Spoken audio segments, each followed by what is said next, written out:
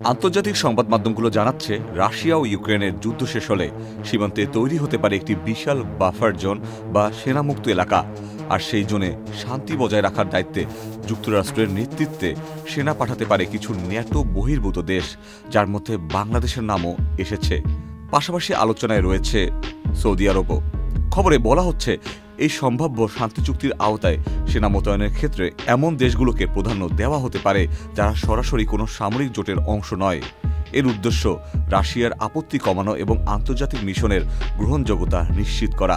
তবে এখনও সবকিছু আলোচনা পর্যায়ে রয়েছে, কোনো দেশ আনুষ্ঠানিকভাবে এসে সম্মতি জানায়নি। বিশ্লেষকদের মতে, ন্যাটো বহির্ভূত রাষ্ট্রকে অন্তর্ভুক্ত করলে এটি তুলনামূলকভাবে নিরপেক্ষ বলে বিবেচিত হবে। এ কারণেই দক্ষিণ এশিয়ার গুরুত্বপূর্ণ দেশ বাংলাদেশ এবং মধ্যপ্রাচ্যের প্রভাবশালী দেশ সৌদি আরবকে আলোচনায় আনা হয়েছে। ওয়ালটন এখন দেশের সীমানা পেরিয়ে পৌঁছে গিয়েছে 50টিরও বেশি দেশে।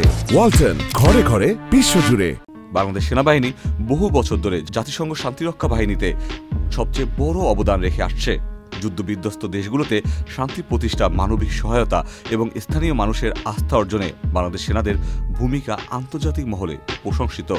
এই কারণেই যখন নিরপেক্ষ কিন্তু দক্ষ বাহিনীর কথা ওঠে, তখন বাংলাদেশকে বিবেচনায় আনা হয় স্বাভাবিকভাবে। বাংলাদেশ সেনারা শুধু কৌশলগতভাবে নয়, মানবিকতার দিক থেকেও বিশ্বে বিশেষ আস্থা অর্জন করেছে। তবে সেনা পাঠানো কেবল একটি প্রস্তাবনা মাত্র। বাস্তবে এটি ঘটতে গেলে লাগবে রাজনৈতিক সিদ্ধান্ত, কূটনৈতিক আলোচনায় অগ্রগতি, জাতীয় নিরাপত্তার নিশ্চয়তা এবং জনগণের সমর্থন।